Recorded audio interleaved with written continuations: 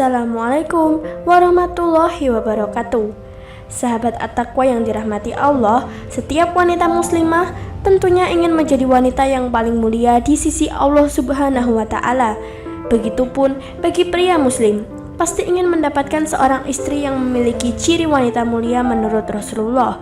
Seperti apakah wanita yang mulia itu?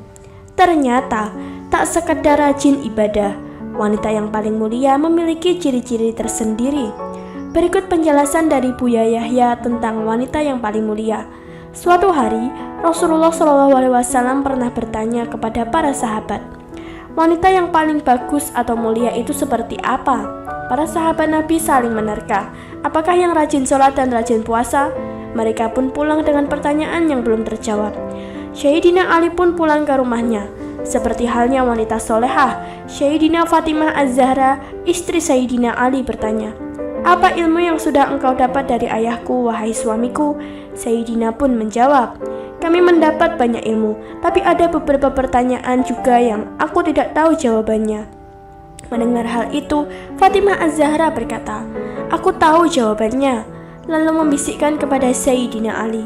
Sontak, Sayyidina Ali pun matanya berbinar-binar, merasa senang karena mungkin akan dibanggakan Rasul karena sudah tahu jawabannya.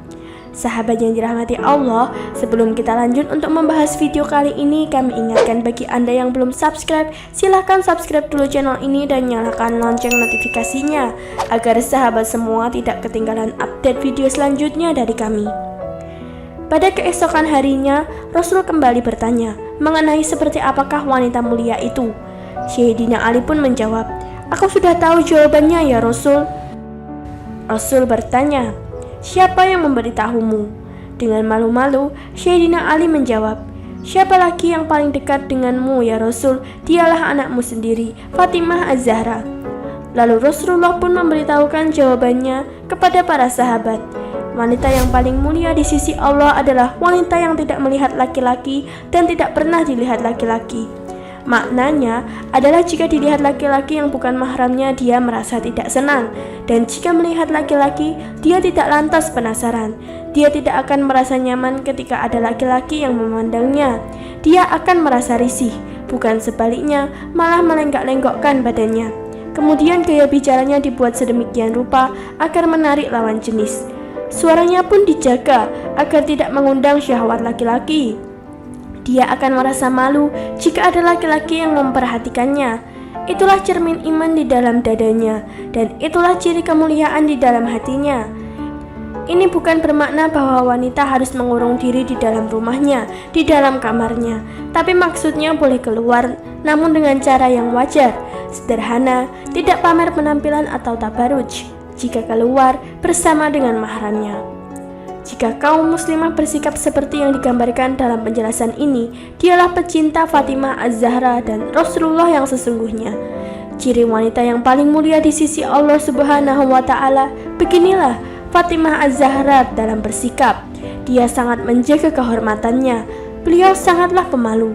Hal itu dilukiskan oleh Rasulullah yang disebutkan di dalam kitab Al-Mustadrak karya Abi Abdillah Al-Hakim yang diriwayatkan oleh Abu Hurairah.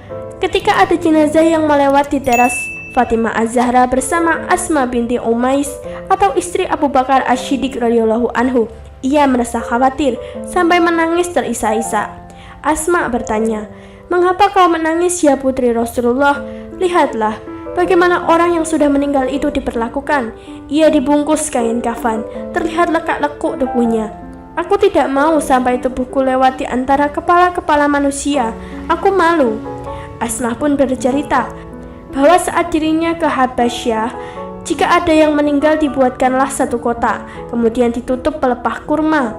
Mendengar jawaban itu, Fatimah Az-Zahra menyambutnya dengan kegembiraan dan beliau pun berwasiat kepada Asma, "Nanti jika aku meninggal, buatkanlah seperti itu, hingga tubuhku tidak akan terlihat oleh orang-orang." Hingga Fatimah Az-Zahra meninggal, Asma sendiri yang membuatkannya penutup untuk beliau. Inilah yang menjadi sejarah adanya keranda jenazah hingga saat ini.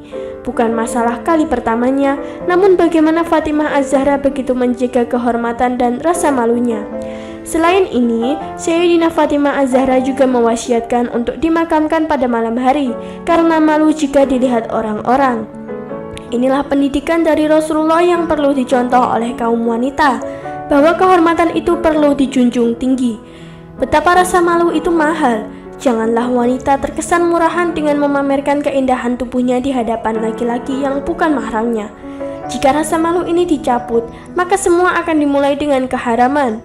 Rasa malu ini adalah bentuk kemuliaan, malu yang sesungguhnya, malu kepada Allah, malu berbuat kemaksiatan, dan malunya seorang wanita adalah kemuliaan.